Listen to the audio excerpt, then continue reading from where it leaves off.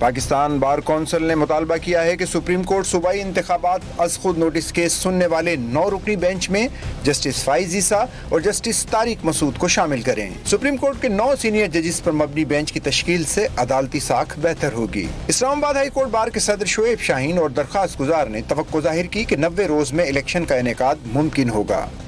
इसलिए कोर्ट ने यह फैसला फरमाया है कि डे टू डे हियरिंग होगी और डे टू डे हियरिंग की बुनियाद पर इसका जल्द अज जल्द फैसला होगा कि कौन डेट दे सकता है, और जो डेट दे सकता है उसको डायरेक्शन देंगे और इंशाल्लाह 90 डेज में इसका इलेक्शन मुमकिन हो सकेगा।